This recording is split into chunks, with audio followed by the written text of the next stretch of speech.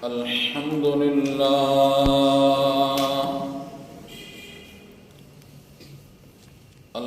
لله وكفى والصلاة والسلام على سيد الرسل وخاتم الأنبياء وعلى آله وصحبه وبارك وسلم، خصوصا على خلفائه الراشدين المهديين إلى يوم القيامة. أما بعد، فأعوذ بالله من الشيطان الرجيم. بسم الله الرحمن الرحيم. ود كثير من أهل الكتاب لو يردونكم من بعد إيمانكم كفارا حسدا من عند أنفسهم من بعد ما تبين لهم الحق، فاعفوا واصفحوا حتى يأتي الله بأمره، إن الله على كل شيء قدير. صدق الله العظيم وصدق رسوله النبي الكريم، ونحن على ذلك لمن الشاهدين والشاكرين، والحمد لله رب العالمين. اللهم صل على محمد وعلى آل محمد كما صليت على إبراهيم وعلى آل إبراهيم إنك حميد مجيد. اللهم بارك على محمد وعلى آل محمد كما باركت على إبراهيم وعلى آل إبراهيم إنك حميد مجيد. رب اشرح لي صدري ويسر لي أمري واحلل عقدة من لساني يفقهوا قولي. رب زدني علما، رب زدني علما، رب زدني علما.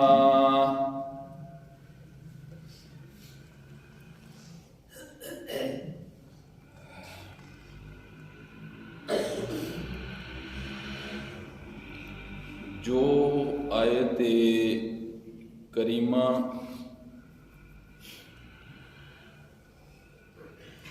آج کے اس خطبہ میں تلاوت کی گئی ہے،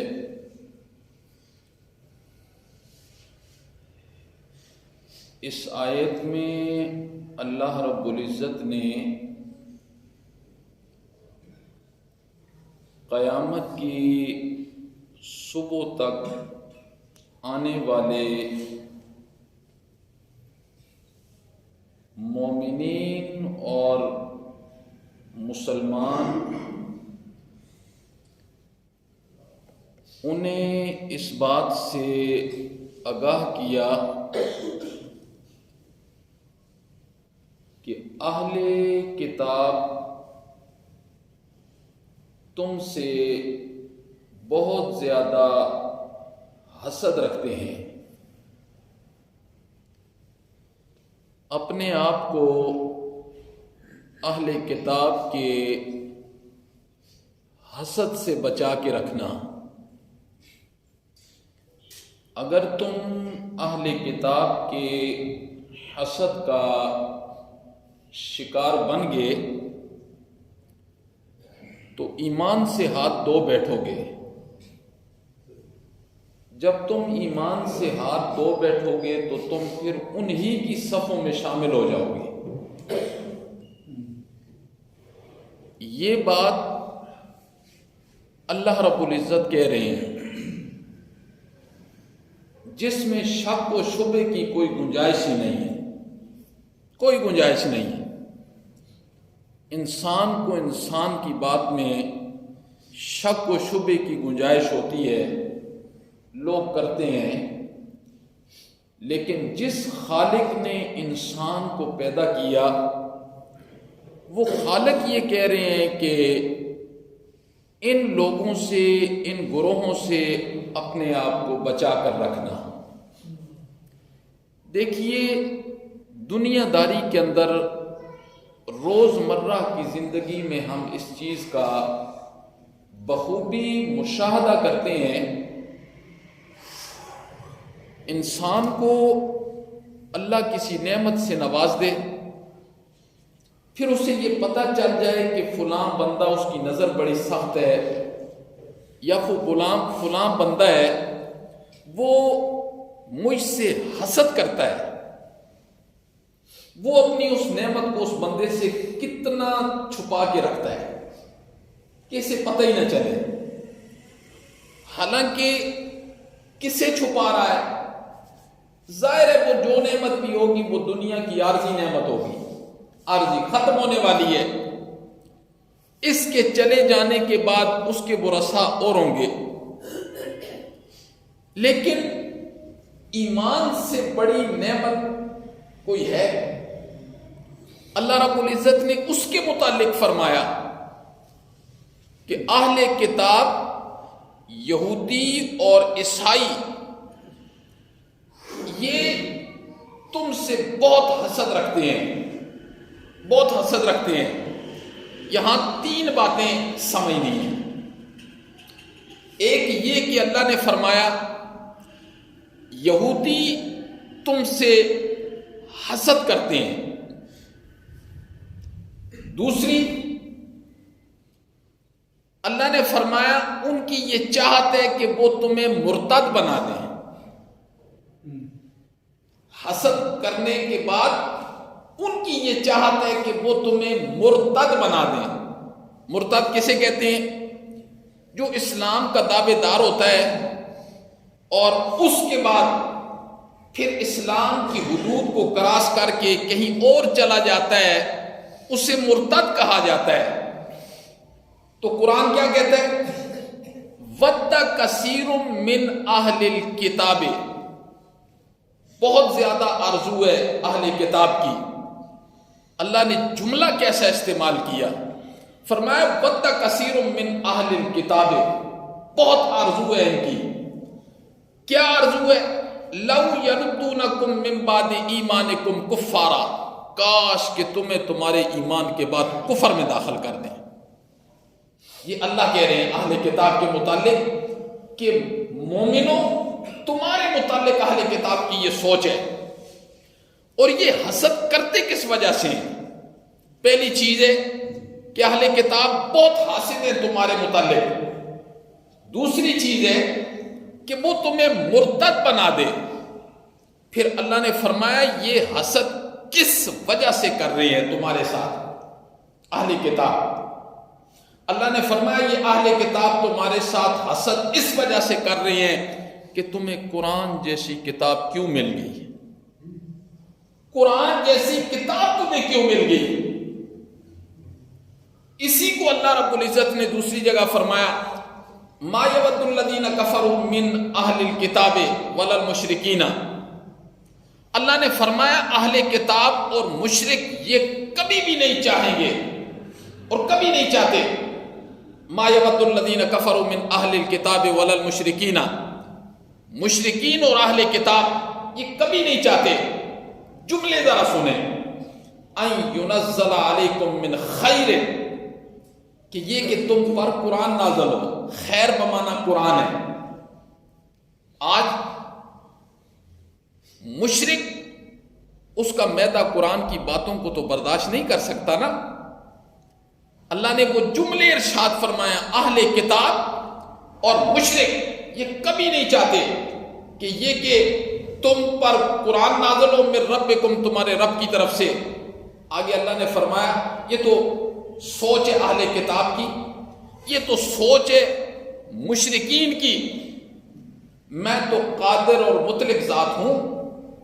اللہ نے فرمایا واللہ یختص برحمتہ من یشاء، اللہ اپنی رحمت کو مختص کر دیتا ہے جس کے ساتھ چاہتا ہے۔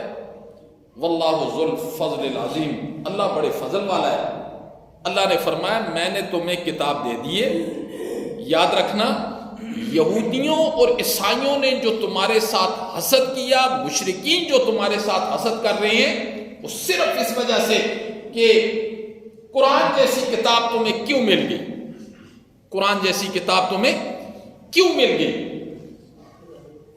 تین چیزیں، حسد کرتے ہیں، تمہیں مرتد بنا دیں، تمہیں قرآن جیسی کتاب کیوں ملی ہے۔ یہ حسد کس وجہ سے کرتے ہیں؟ یہ صرف اس کتاب کی وجہ سے۔ حسد کسے کہتے ہیں؟ حسد کسے کہتے ہیں؟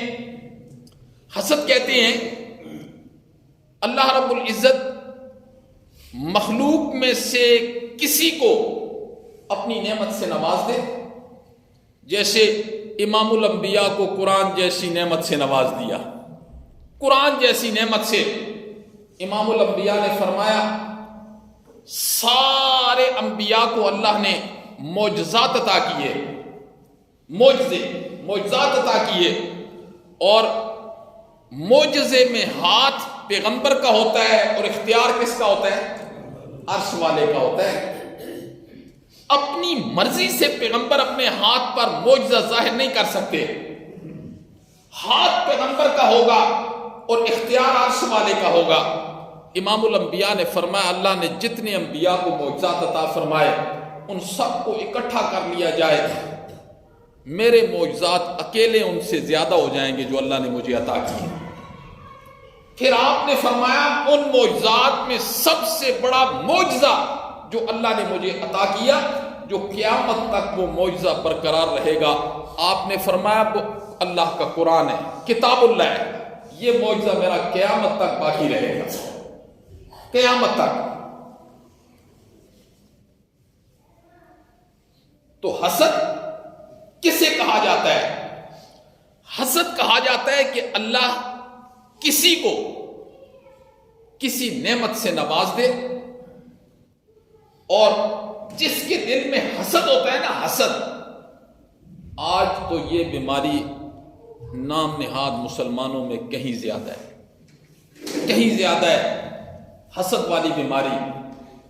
اور حسد کتنی بری چیز ہے اب سنیں اس کے متعلق۔ امام الانبیاء نے ارشاد فرمایا کہ اللہ اگر کسی کو کوئی نعمت دے دیتے، نعمت سے مالا مال کر دیتے ہیں، بڑی نعمتیں، سواری کی نعمت ہے، گھر کی نعمت ہے، منصب کی نعمت ہے، مال کی نعمت ہے، صحت کی نعمت ہے، اولاد کی نعمت ہے، بیوی کی نعمت ہے، یہ ساری نعمتیں ہیں، یہ اللہ رب العزت کی عطا کردہ نعمتیں ہیں۔ امام الانبیاء نے فرمایا کہ اللہ کسی کو کوئی نعمت دے دے جس کے دل میں حسد ہوتا ہے، حسد بہت بری بلا ہے، بہت بڑا گناہ ہے۔ وہ کیا چاہتا ہے؟ اس کی نعمت کو جب دیکھتا ہے نا، وہ دل میں یہ ارادہ کرتا ہے کہ مجھے یہ چیز ملے یا نہ ملے، اس کے پاس نہ رہے، اس کے پاس نہ رہے۔ یہ کیا ہے؟ حسد کی تعریف ہے کہ مجھے یہ چیز ملے یا نہ ملے، اس کے پاس نہ رہے، یہ حسد ہے۔ اور حسد کے مد مقابل جو چیز آتی ہے نا، وہ ہوتا ہے رشک۔ رشک کا نام سنیں؟ رشک۔ حسد کے مد مقابل ایک چیز ہوتی ہے، اسے کہتے ہیں رشک۔ رشک کا کیا مطلب ہوتا ہے؟ بندے نے کسی کی نعمت کو دیکھا، اس کی صحت کو دیکھ لیا، اس کی سواری کو دیکھ لیا، اس کی رہائش کو دیکھ لیا، الا حاضل قیاس، جو دنیا میں نعمتیں ہیں، بندے نے کسی کی نعمت کو دیکھا، اس نے اس کی نعمت پر کو دیکھنے کے بعد رش کیا، مولا کیسی نعمت دی ہے تو نے اس کو، تیرا شکر ہے مولا۔ اور ساتھ ساتھ دل میں یہ بھی نیت کر رہا ہے، مولا جیسے تو نے اس کو نعمت دی ہے نا، مولا مجھے بھی دے دے، اور اس کی نعمت کو باقی رکھ۔ یہ رشک ہوتا ہے، رشک۔ یہ کوئی ناجائز نہیں ہے، یہ جائز ہے۔ جو ناجائز چیز ہے وہ حسد ہے۔ حسد میں کیا ہوتا ہے؟ مولا مجھے ملے یا نہ ملے، اس کے پاس نہ رہے، یہ حسد ہے۔ اور رشک کیا ہے؟ رشک بندہ کسی کی نعمت کو دیکھے خوش ہو جائے، اسے سلامتی کی دعائیں دینے لگ جائے، اس نعمت کو باقی رہنے کی دعائیں دینے لگ جائے، اور صرف اس کے منہ پر ہی نہ دے بلکہ تنہائیوں میں بیٹھ کر بھی اس کے لیے دعا کرے، اور اپنے لیے یہ تمنا کرے کہ مولا تو نے اس کو دی ہے، مولا مجھے بھی دے دے۔ یہ کیا چیز ہے؟ یہ ہے رشک۔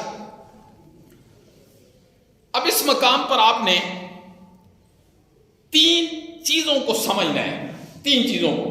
حسد کی تعریف آپ نے سن لی، یہ بڑی ناپسندیدہ چیز ہے، اور اس کے مد مقابل رشک یہ جائز ہے، اس کو اختیار کریں۔ اب 3 چیزیں سمجھنی ہیں، وہ کیا ہے؟ پہلی چیز کیا ہے؟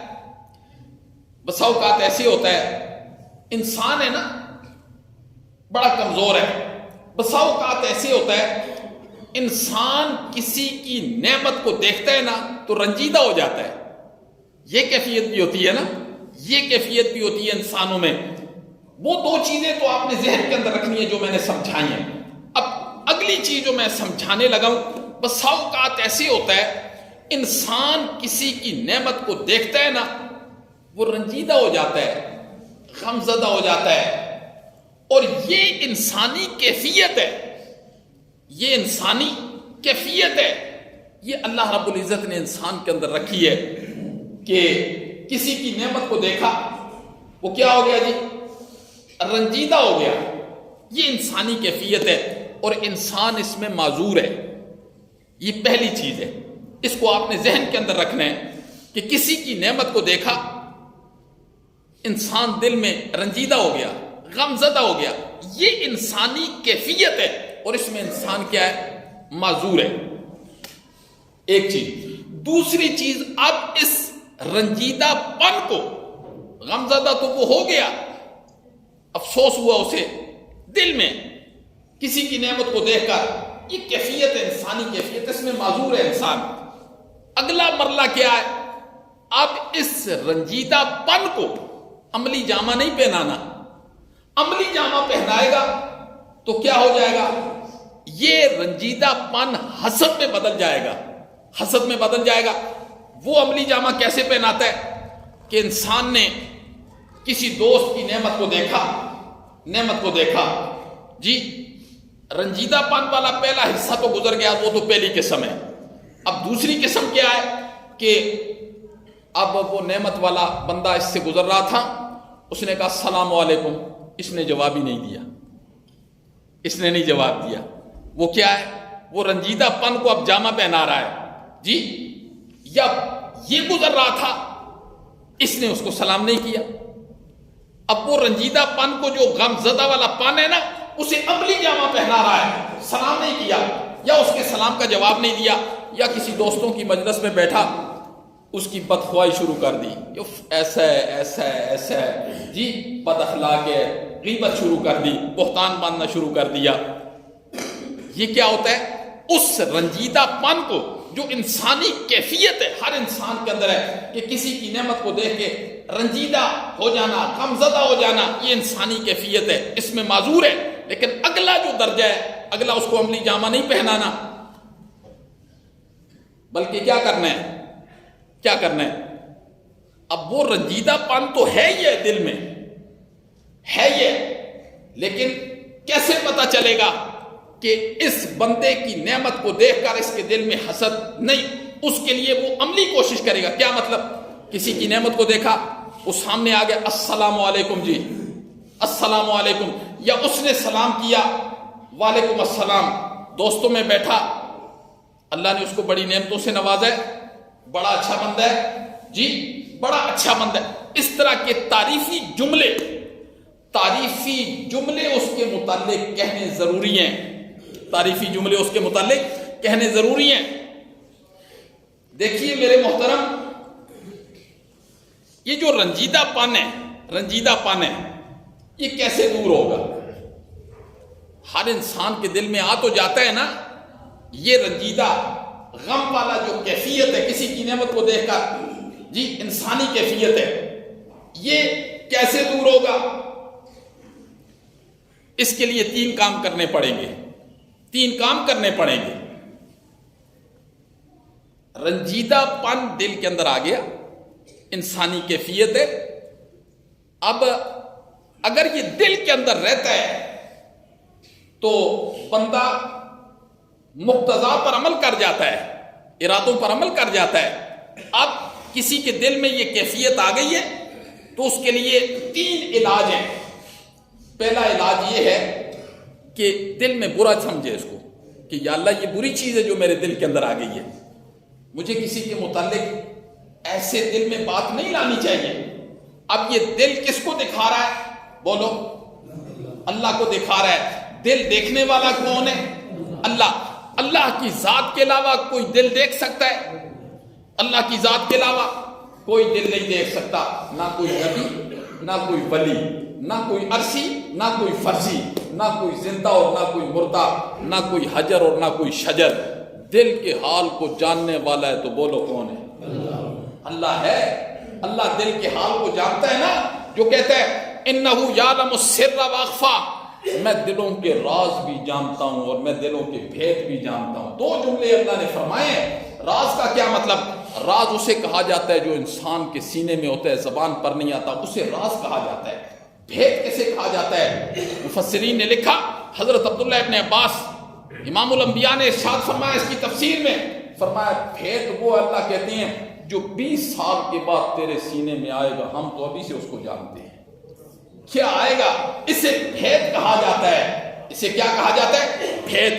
تو بندہ دل اپنے مالک کو دکھائے، اپنے خالق کو دکھائے کہ مولا فلاں بندے کے متعلق اس کی نعمت دیکھ کر میرے دل میں رنجیدہ پن آ گیا ہے، مولا میرے دل میں اس کی نعمت دیکھ کر افسوس کی کیفیت آئی ہے، مولا یہ بری چیز ہے، مولا مجھے معاف کر دے، مولا مجھے معاف کر دے۔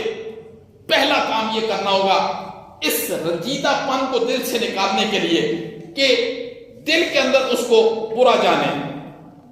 دوسری بات، اس شخص کی اچھائیوں کو اپنے سامنے رکھے، اچھائیاں اس کی، اور بالخصوص وہ اچھائیاں جو اس نے اس کے ساتھ کی ہیں، بالخصوص وہ اچھائیاں جو اس بندے نے اس کے ساتھ کی ہیں، ان کو مد نظر رکھے، ان کو سامنے رکھے، اس کی برائیوں کی طرف توجہ ہی نہ کرے۔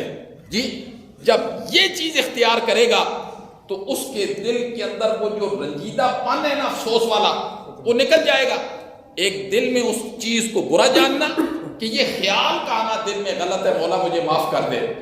دوسرا اس کی اچھائیوں کو دیکھنا، اچھائیوں کو کہ اس نے میرے ساتھ کیا اچھائیاں کی ہیں۔ تیسری چیز، ہر جگہ اس کے اچھے تذکرے کرنا، اچھے تذکرے کرنا، بڑا با اخلاق ہے، بڑا اچھا آدمی ہے، جی زبان بڑی اچھی ہے، کردار بڑا اچھا ہے، گفتگو بڑی اچھی ہے۔ یہ چیزیں جب اختیار کرے گا تو اس کے دل کے اندر جو رنجیدہ پن ہے، رنجیدے پن کی جو کیفیت ہے، وہ اللہ رب العزت کیا کر دیں گے جی؟ دور کر دیں گے۔ اب اگر کوئی بندہ یہ سوچے کہ جس کی نعمت کو دیکھ کر میرے دل میں رنجیدہ پن آیا ہے، اگر کوئی بندہ یہ سوچے کہ ایک بندے کو ایک نعمت ملی ہے، اس نعمت کو دیکھ کر جی میرے دل میں رنجیدہ پن آیا ہے، تو اس کے ساتھ میں اچھا کیسے کروں؟ یہ بھی ہوتا ہے نا، ایک بندہ کہے، ایک بندے کی نعمت کو دیکھ کر میرے سینے میں، میرے دل میں رنجیدہ پن آیا ہے، اس کے ساتھ میں اچھا کیسے کروں؟ تو یاد رکھنا میرے محترم، دنیا کے ہر انسان کے اندر اللہ نے کوئی نہ کوئی صفت رکھی ہے، ہر بندے کے اندر کوئی نہ کوئی صفت ہے۔ صفت ہے کہ نہیں؟ اللہ کی مخلوق ہے، یہ انسان ہے، ہر بندے کے اندر اللہ نے کوئی نہ کوئی صفت رکھی ہے۔ وہ الگ بات ہے کہ وہ صفت جو اللہ نے اس کے اندر رکھی ہے اسے صحیح راستے پر اختیار کرتا ہے، رحمان والے راستے پر اس کو استعمال کرتا ہے یا شیطان والے راستے پر اس کو استعمال کرتا ہے، وہ ایک الگ بات ہے۔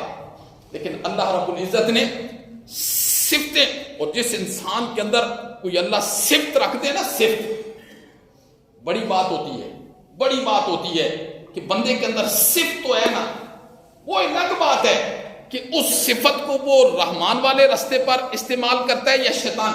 ایک کتاب میں پڑھ رہا تھا، حضرت جنید بغدادی رحمہ اللہ جا رہے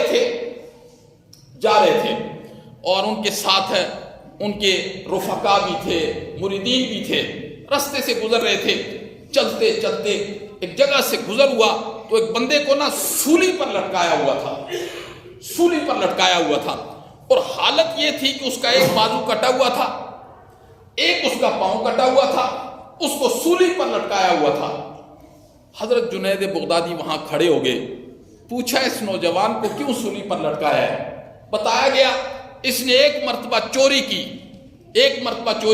اس کا ہاتھ کاٹ دیا گیا، دوسری مرتبہ چوری کی، اس کا پاؤں کاٹ دیا گیا، اور تیسری مرتبہ اس نے چوری کی تو سولی پر لٹکا دیا۔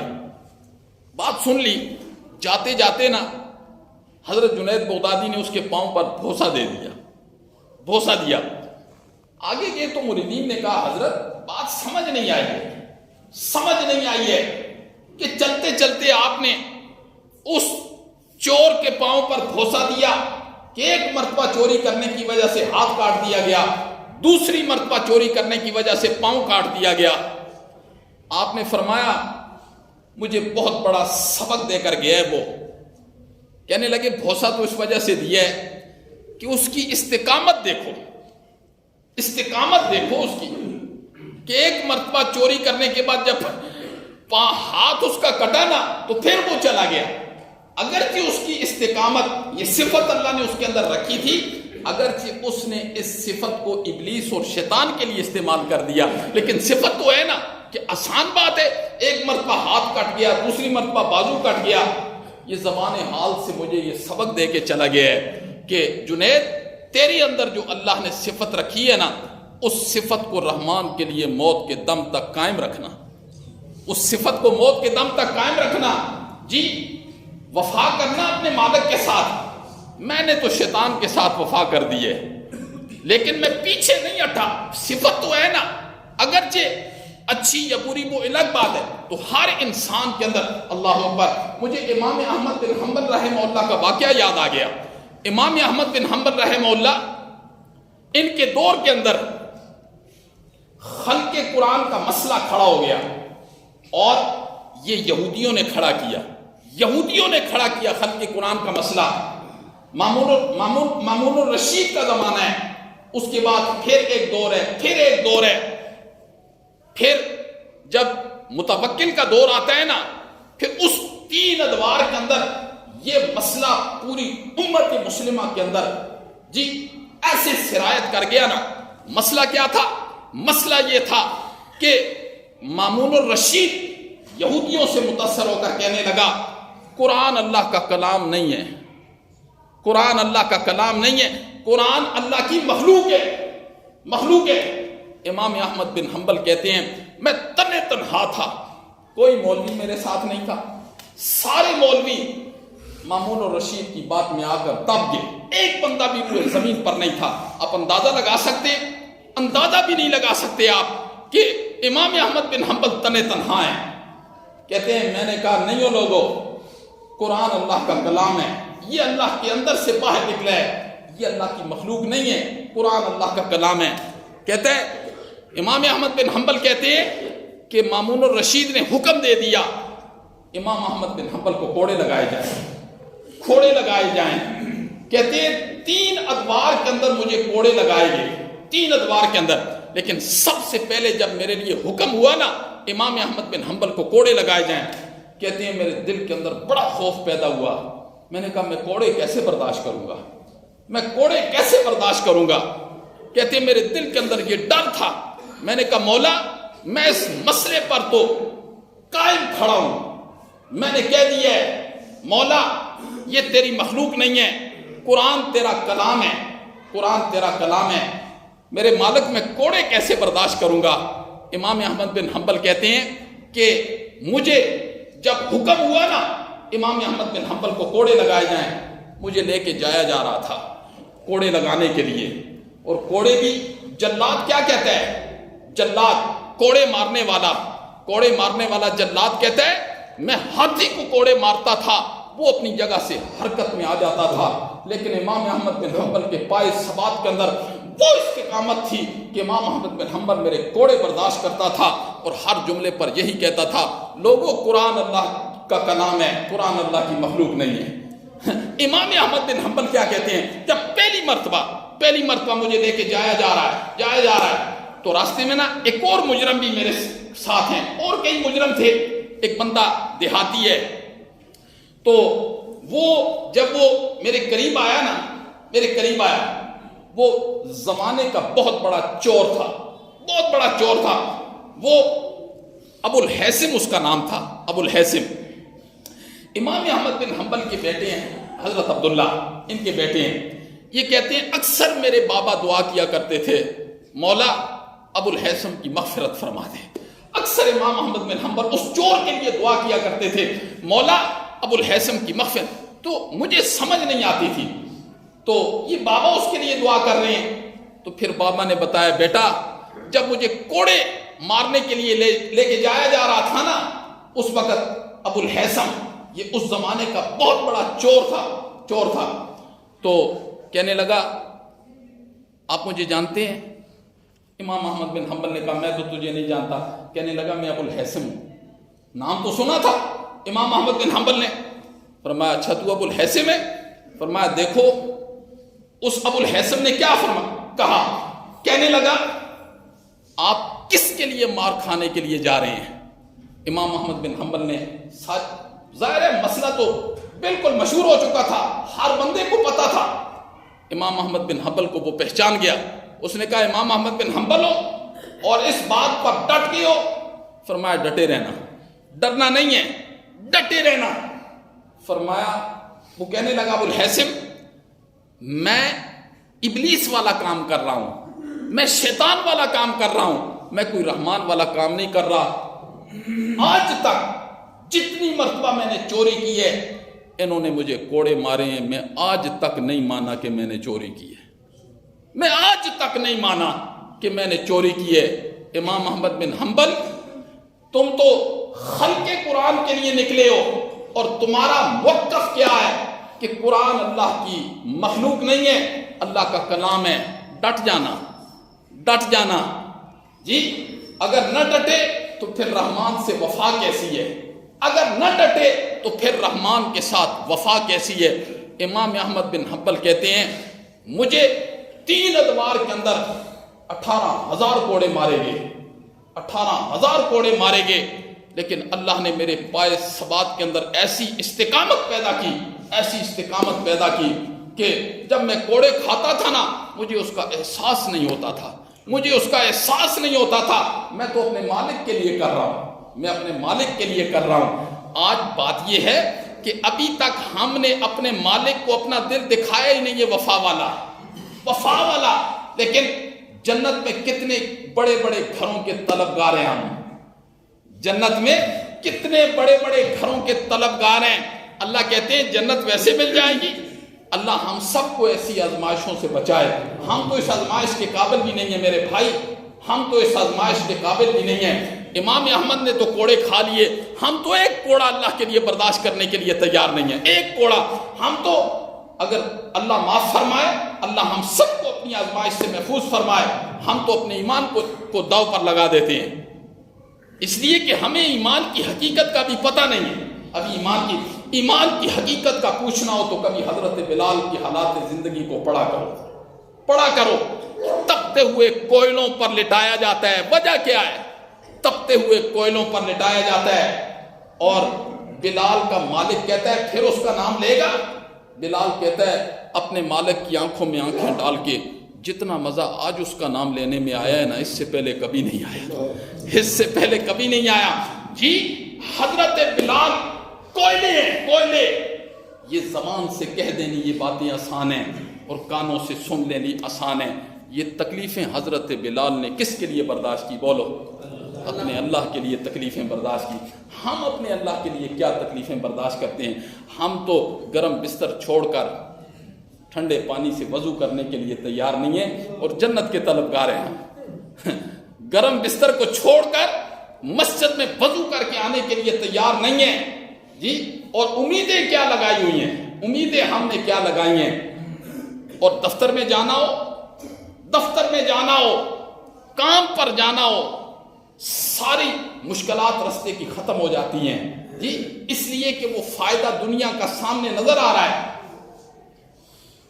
بات کیا کر رہا تھا کہ اللہ رب العزت نے ہر انسان کے اندر کوئی نہ کوئی صلاحیت رکھی ہے، لہذا جب انسان کے دل میں کسی کے متعلق حسد آ جائے نا تو اس کا علاج بڑا ضروری ہے، بہت ضروری ہے۔ اگر علاج نہیں کریں گے تو پھر سنیں حسد کے متعلق امام الانبیاء نے کیا فرمایا۔